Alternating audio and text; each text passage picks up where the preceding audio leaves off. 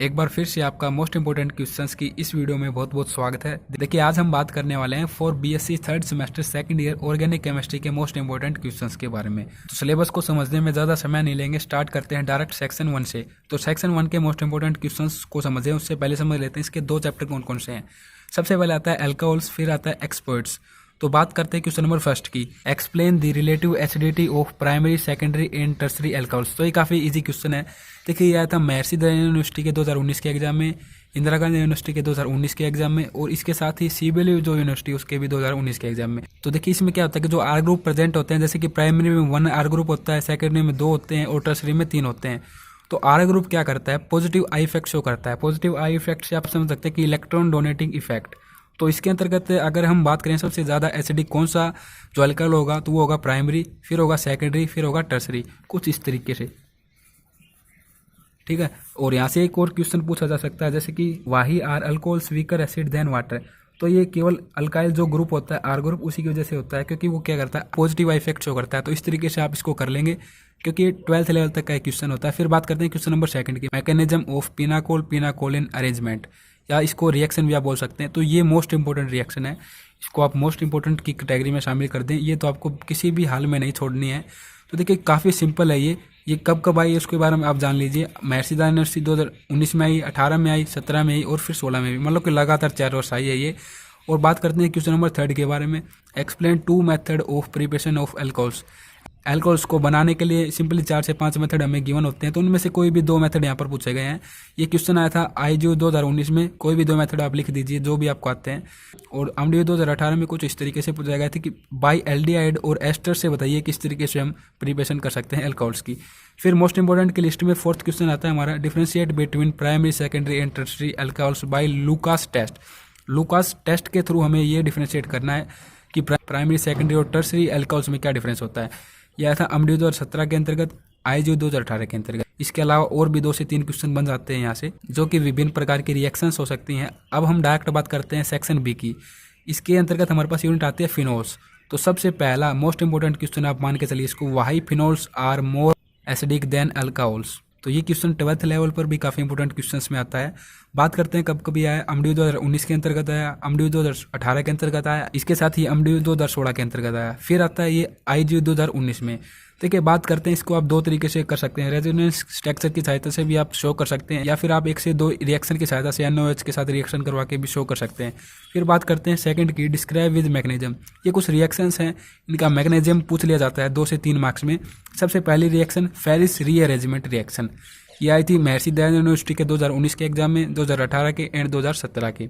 सीबीएलयू 2019 में भी इसको पूछा गया था। फिर बात करते हैं रिमर टाइमन रिएक्शन। तो ये 12th लेवल पर भी इंपॉर्टेंट होती है, 3 मार्क्स में आती है 12th में, और यहाँ पर भी 3 मार्क्स में ही पूछा लिया जाता है इसको। तो ये आती है एमडीओ 2019 के अंतर्गत, सीबीएलयू 2019 के अंतर्गत।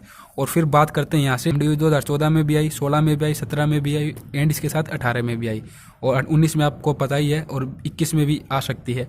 फिर बात करते हैं क्लासियन रीअरेंजमेंट की। तो ये आती है आईजीओ 2019 के अंतर्गत, आईजीओ 2018 के अंतर्गत। फिर आती है कोल्बे रिएक्शन, ये 12th लेवल में भी आती है। ये आती है हमारे पास आईजीओ 2019 के अंतर्गत, एमडीओ 2018 के अंतर्गत, एमडीओ 2014 के अंतर्गत। फिर बात करते हैं स्कॉटन बाउमन रिएक्शन, ये 12th में भी आती है। तो ये एमडीओ 2014 में, एमडीओ 2017 में पूछी गई थी। इसके साथ ही इंदिरा गांधी यूनिवर्सिटी के 2018 के एग्जाम में भी ये आई थी। देखिए इंदिरा गांधी यूनिवर्सिटी के हमने 2 ही एग्जाम लिए हैं, 2018 एंड 2019। तो काफ़ी क्वेश्चन ऐसे हैं जो कि इन एग्जाम्स में आए हैं, जो कि इंदिरा गांधी यूनिवर्सिटी के 2018 के एग्जाम में भी आए हैं और 2019 के एग्जाम में भी आए हैं। तो हो सकता है यदि हम और पीछे के पेपर इसके लिए, तो काफ़ी क्वेश्चन ऐसे हो सकते हैं जो कि मोस्ट इंपोर्टेंट हो सकते हैं आईजीयू वालों के लिए। अब बात करते हैं सेक्शन बी के 3rd क्वेश्चन की तरफ, explain the relative acidity strength of ortho meta para nitrophenols. तो इसके लिए हमें एसिडिटी स्ट्रेंथ बतानी है इनकी। तो ये काफ़ी ईजी क्वेश्चन है। तो इसके अंतर्गत हम बात करें तो सबसे पहले मेटा, फिर ऑर्थो, फिर आता है हमारे पास पैरा। तो कुछ इस तरीके से इसकी एसिडिटी की स्ट्रेंथ होगी। अब बात करते हैं क्वेश्चन नंबर 4th की। तो ये आता है हमारे पास, discuss 2 method for chemical production of phenol. तो देखिए इसके हमारे पास 2 मेथड होते हैं, by Dow process and by कुमेन।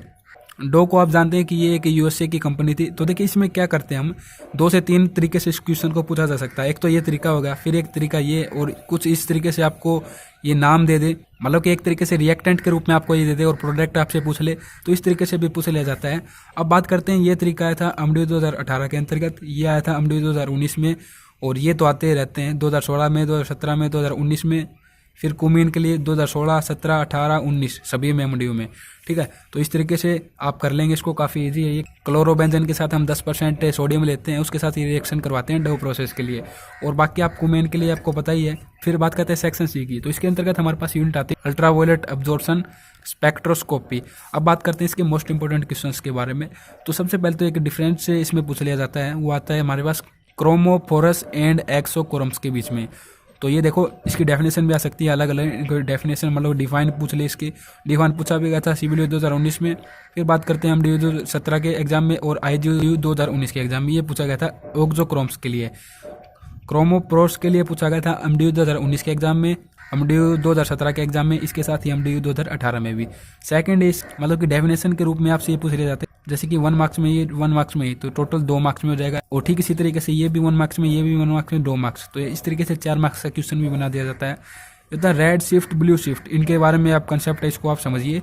ये आता है एमडीयू 2016 में ब्लू शिफ्ट, सीबीडीयू 2019 में, आईजीयू 2019 में, और इसके साथ ही एमडीयू 2014 में रेड शिफ्ट के बारे में पूछा जाता है, साथ में भी आ जाते हैं ये।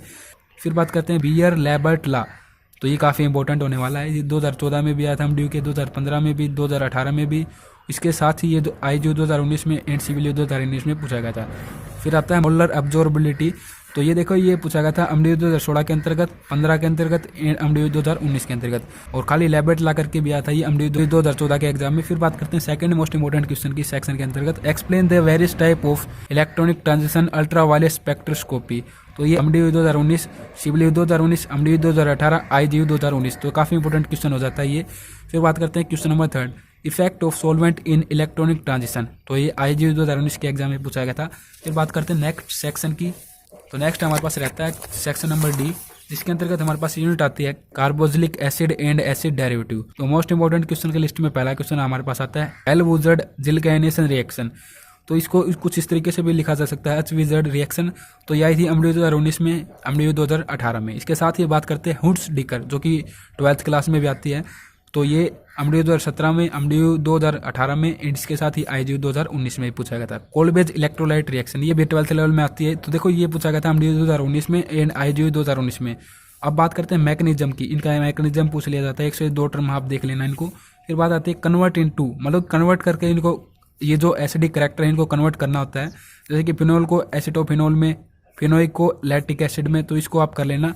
फिर बात करते हैं 2 अदर क्वेश्चंस की, 2 method of formation of carboxylic acid, why carboxylic acid are stronger than phenols. तो देखो एक तो जो कंपैरिजन होता है ना, जैसे कि फिनोल अल्कोहल, और आपसे पूछ लिया अल्कोहल वाटर, इसी तरीके से आपसे पूछ लिया जाता है formation of carboxylic acid, phenol या फिर अल्कोहल की हम बात कर लें, तो फॉर्मेशन और इनके बीच में जो कंपैरिजन होता है ना, इनको आप जरूर याद कर लें। इनसे 1 से 2 क्वेश्चन बनते ही बनते हैं। आशा करता हूँ आपको वीडियो में दी गई जानकारी स्पष्ट रूप से समझ में आई होगी। धन्यवाद।